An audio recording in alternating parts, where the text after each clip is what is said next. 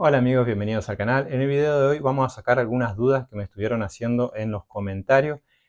Una es saber realmente cómo probar un motor eléctrico y saber, digamos, si no está quemado. Cómo hacemos las primeras mediciones antes de ponerlo en marcha. Así que vamos a hacer un video bastante cortito, pero le vamos a enseñar, digamos, lo primero que hay que tener en cuenta, digamos. Lo que nosotros tenemos que saber es que estos tipos de motores eléctricos, digamos, estos de marca BEC, que son muy utilizados en lo que son lavarropa o secarropas, que tienen la bobina de arranque y la de trabajo. En este caso es muy fácil detectar porque tenemos la ficha, así que sabemos dónde va el capacitor. Pero si nosotros no sabríamos y tendríamos que detectar, lo que nosotros tenemos que saber es que la bobina de arranque y la de trabajo están unidas. Eso es siempre lo que tienen que saber.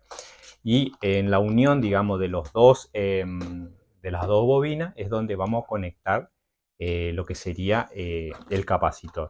Entonces, nosotros lo que tenemos que hacer es poner en ohmiaje o continuidad para saber realmente si nuestro motor no está quemado. Una de las cosas que podemos hacer también es medir, por ejemplo, el cable y probar si no está conectado, si no hay, digamos, derivación a chasis. Probamos con uno, probamos con el otro y probamos con el tercer cable.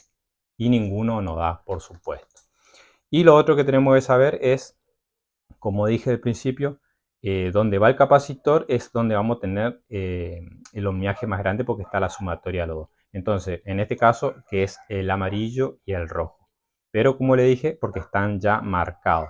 Pero si nosotros tocamos el celeste, el celeste y el amarillo, vamos a probar, van a ver que ahí tenemos 45 y dejamos azul y rojo, tenemos también 45. En este caso las mismas bobinas, las dos bobinas son iguales.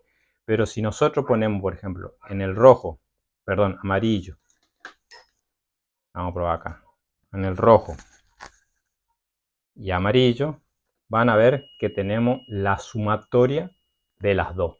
Y en este caso me está mostrando que ambas bobinas están bien, que ambas bobinas están correctamente. Entonces nosotros lo que tenemos que hacer es únicamente colocar el capacitor. Si quieren ver realmente cómo conectar el capacitor y hacer todo eso, yo tengo un video acá que le puede gustar, le puede interesar, donde hicimos pruebas de este motor y la conexión, digamos. Pero acá le hago un pequeño adelanto, digamos.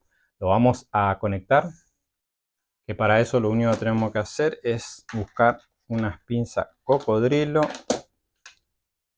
Así que conectamos a uno de los bornes de nuestro capacitor y al otro iría en el cable azul. Así que ahora podemos probarlo. Hacemos la prueba y ahí pueden ver que está girando. En este caso está girando para este sentido de giro. Nosotros si queremos cambiar de giro, únicamente lo único que tenemos que hacer es cambiar el cable, digamos, de lugar. En vez de conectar en el lado rojo, conectamos del lado amarillo. Es lo único que hace el cambio de cable acá. Así que volvemos a probar.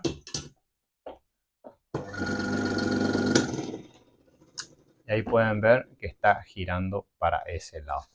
Bueno, eso nomás era lo que quería mostrarles porque muchos me estuvieron preguntando cómo es a la hora de conectar estos motores y saber realmente antes de conectar la posibilidad, digamos, de saber si las bobinas están correctamente y cómo conectar. Bueno, espero que el video le haya gustado, le haya servido y si todavía tienen dudas, escriban ahí en los comentarios que para eso le vamos a estar respondiendo. Si todavía no están suscritos, los invito a suscribirse y nos estamos viendo en los próximos días con un nuevo video. Muchas gracias.